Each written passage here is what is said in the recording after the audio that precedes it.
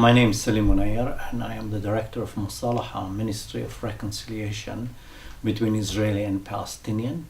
We have reconciliation among believers around the life and teaching of Jesus, and we do bridge building between Palestinian Christian Muslims and Israeli Jews. And part of that bridge building are summer camps with young people? Yes, part of our works is working with youth, children in summer camps, women, adult leaders, all age groups, as many segments of our society as much as possible.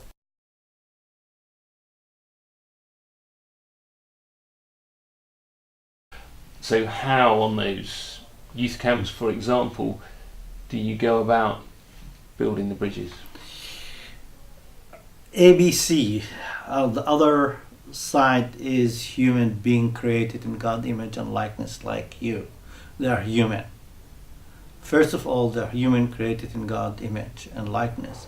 Then they are Israeli. Then they are Palestinian. Then they are Jews, Christian, Muslims. First of all, as human. And kids knows about that. And that is a secret. Kids are able to be human. More than we think, and so through playing, through Bible studies, through hymns, through all kind of ways, mixing them in the cabins, have a mix counselor that you train for many years. You see, the root of all the problem is the dehumanization and demonization process that our kids are being subjected to. That we're the good, they're the bad, we want life, they want death, we want peace, they want war. That's false. Us and them lead to dehumanization. Then you have fear. You have a lot of imaginary fear and manipulated fear that cause people to act violently against the other side. And then you have, we are the victim of the conflict. We tried it and they did not keep the word. They cannot trust them and all of that. All these words and language is a license for us to lash on the other side. But you want to counter that. You want to change it. You want to allow the kids to have experience with other kids from the other side, playing football, singing, playing with the water or swimming pool, that counter all of that teaching. And it is sometimes feel like you build a sandcastle on the beach and the waves come and you take it all. Sometimes you feel that. But with all those waves, there are more and more individuals and organizations rising up and say, we're not going to allow those waves to destroy what we have built. And that's encouraging. You have a book out recently called Yes, Through My Enemy's Eyes? Through My Enemy Eyes, a book that we were working on it, Lisa Loden and myself.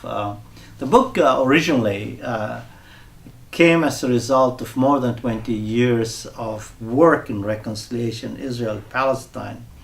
And we have observed or saw several things. One of the things that we observed and saw that there is a huge argument gap about the historical narrative, about the last 100 years. What's happened in this conflict? Who started? And one of the biggest aspect, or the biggest problem that challenges that we have in the Israeli-Palestinian conflict is that the Israeli historical narrative and the Palestinian historical narrative is the most competitive, bitterly competitive, uncompromising narratives. And this is really key things, because if you have people in conflict and their stories, the gap is so big, and you ask yourself, am I talking to people living in the same piece of land that experience the same wars, that they're all eating the same falafel and hummus, or are we talking about people living in different worlds, literally almost?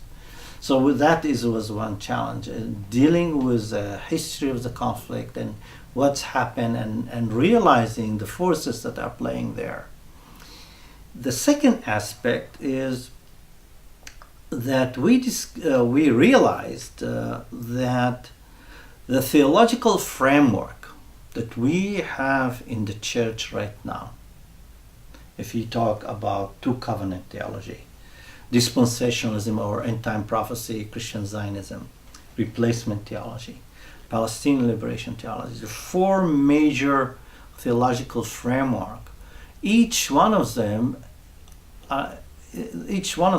doesn't address or isn't addressing the conflict from Christ-like way.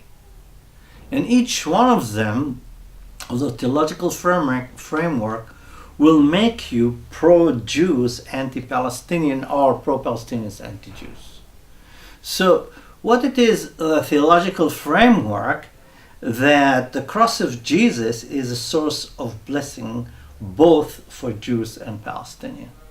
And we developed the Theology of Reconciliation.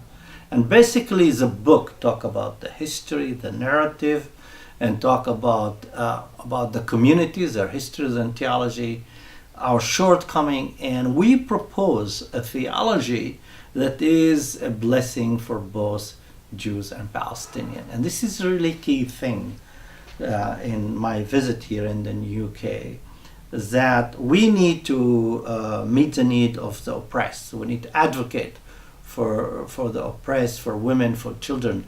We need to work for humanitarian work. But also we as a Christian, we need to be bridge builder, reconciler between the Israeli and Palestinian. And what I find in the UK and around the world, that the churches are very much polarized concerning the Israeli-Palestinian conflict. You go to church and half of the church pro-Jews and half of the church pro-Palestinian, and each church that is divided, this division jeopardizes the ability of the church to be a Christ-like instrument in the Israeli-Palestinian conflict. In other words, what I'm saying is, the conflict is not the Israeli-Palestinian conflict only. We as a church, we are involved in this conflict in one measure or another from the beginning. And it's time for the church to move from, for example, one church will call for, this is fulfillment of prophecy, we'll stand with the Jews, this is what God promised the Jews. Another side of the church saying we are seeking justice for the Palestinian. So God work in history is to restore relationship between people and God and people with each other. So that is the ultimate end of God calling. He is going to make everything new. Justice need to be done for both people, and how that's going to happen. That is a difficult task for the church today. When you say the church has been involved from the beginning, what exactly do you mean? Because if you study the history of the conflict, you realize quickly that there are several reasons for the conflict, the root of the conflict. One of them is anti-Semitism in Europe that led to with nationalism, ideology of nationalism to the Zionist movement, national movement to the Jewish people. Add to it a certain theological framework in the UK that enhancing the second coming of Jesus will be through helping the Jews to establish the state, rebuilding the temple and the biblical border. The fact is that Britain, especially with Lord Balfour and Lloyd George, were very much in imperial colonial era, very much part of the reason of the conflict. The borders of the states of the Middle East is byproduct of the end of First World War. We are in the conflict, and you have the Muslim Brotherhood responding, reacting as a movement to globalization, modernity, westernization, the formation of the State of Israel. So we are in the conflict from the beginning, quite a bit. We have a lot of investment there.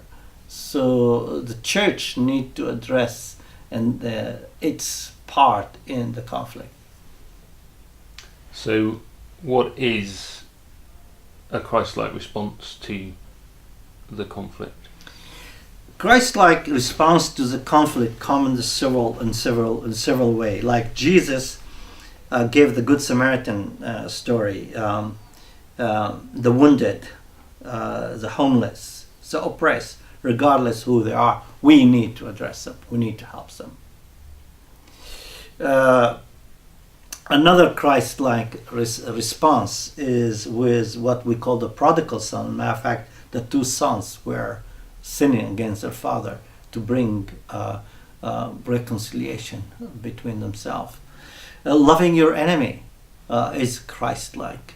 The Sermon of the Mount as the framework that Jesus taught us how we as a church need to respond to the challenges of the world and to evil by breaking the cycle of revenge and retaliation, by loving our enemy, attending to the needs of the people. And Christ-like response is the teaching of Jesus in the Sermon of the Mount. And it's very practical if we really study it well. How would you like Christians around the world to be responding both to the crisis now and to the long-term issue? The Israeli-Palestinian conflict is kind of rift line between the West and East, between the church and the Jewish world, the Muslim world, the Christian world.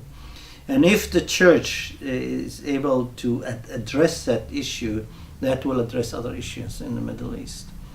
And we in the scripture, we have, as a church, we have the role of the priestly role and the prophetic role.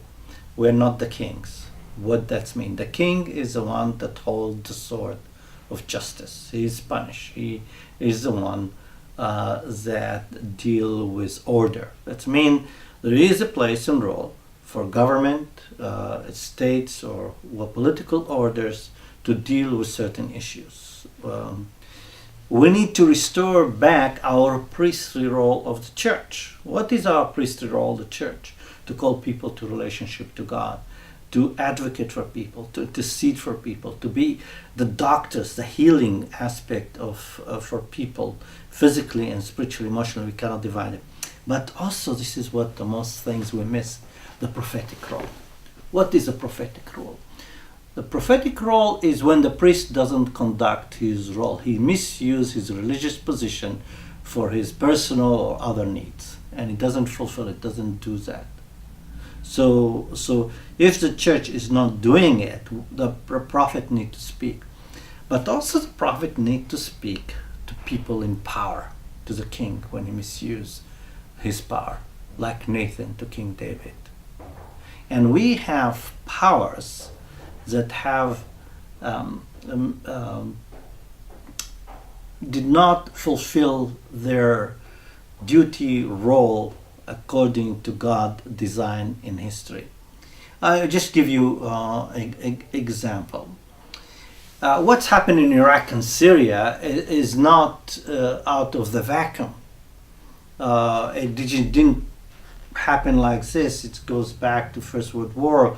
It goes back to dividing the Middle East. It goes back to the Gulf War, where United States of America and Britain invaded Iraq.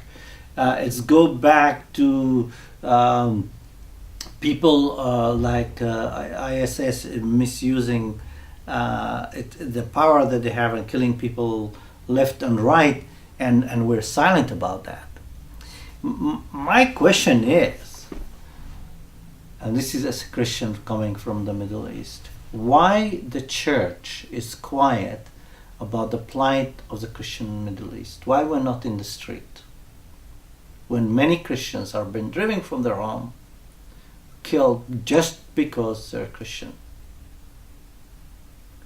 Why the church is so wrapped up, and I'm not saying it's not right or wrong, about issues of sexual identity, women's rights, abortion, and when you have churches from the time of Jesus have been destroyed day and night, we don't find Christians in the street asking their government to intervene to do something.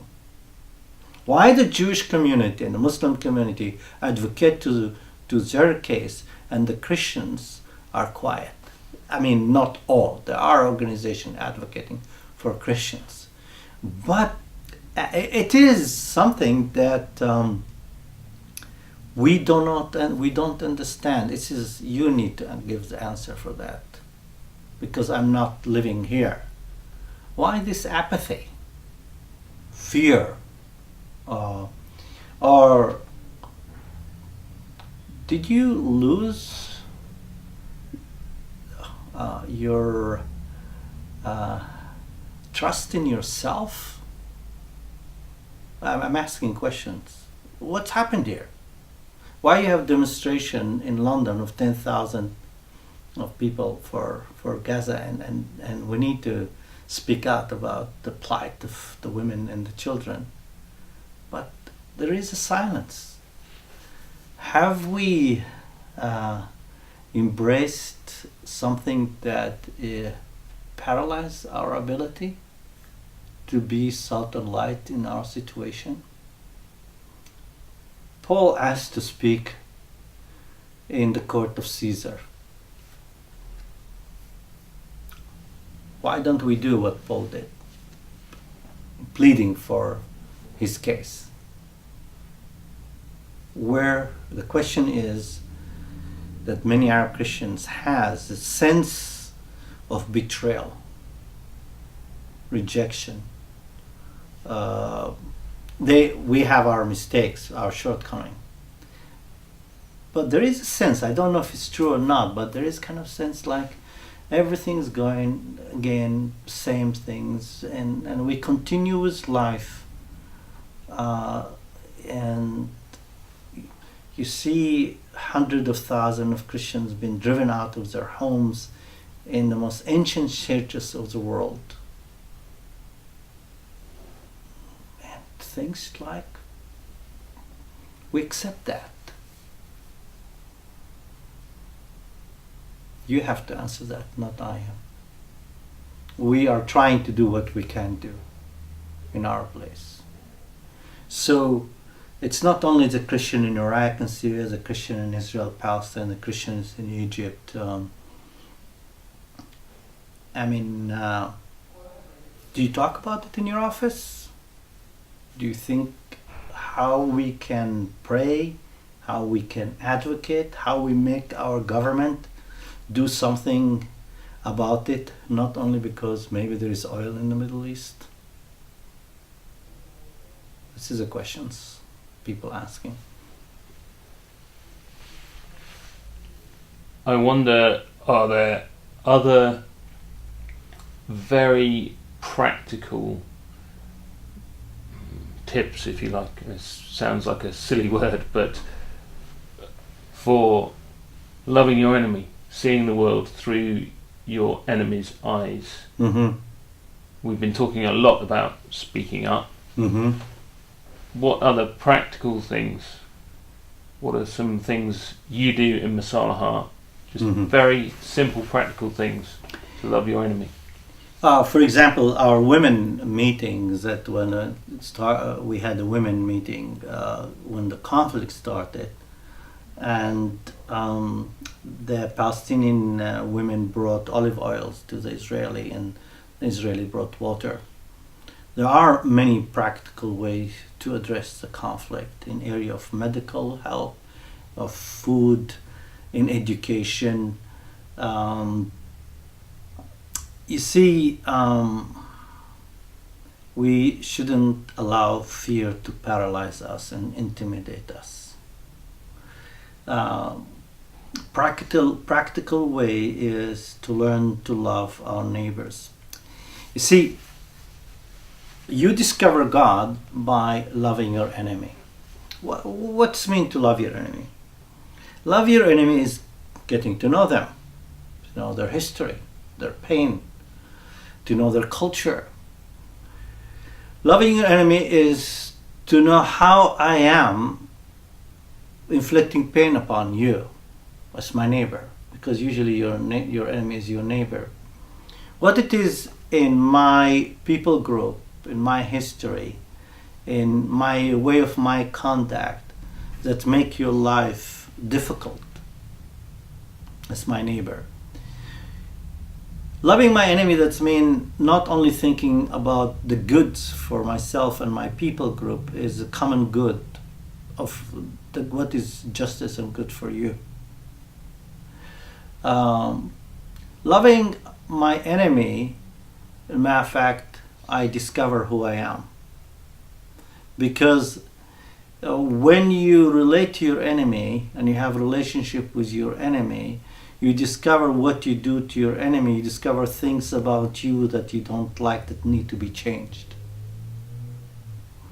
Loving your enemy, you discover how God loves you, because we are in rebellious against God.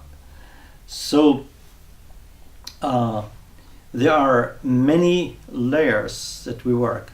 Loving my enemy is mean also I want to look into political and social and economic system that my people, my government have developed that causing pain to you.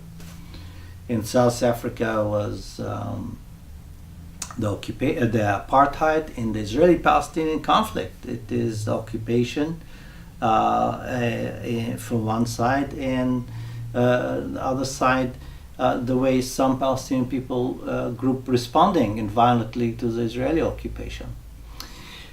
We don't want to rebuild Gaza again, and in 2 years we have another conflict, another destruction will happen. We went through it.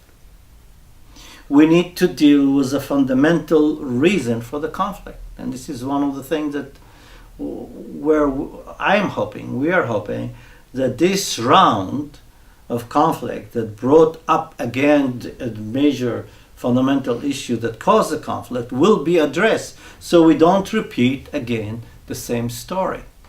We don't want to finish First World War, as being remembered here, with the seeds that at that time brought Second World War. Bring another one. We need to address those root issues. As long as we don't deal with those root issues, we are going to waste time and we're going to lose life, community broken down, and again, we'll see again the cycle. It has to be addressed, and I'm not sure the political leaders are willing to do that. The people, average Israeli and Palestinians say, it's enough, it's enough. We need to resolve it. We need to deal with it.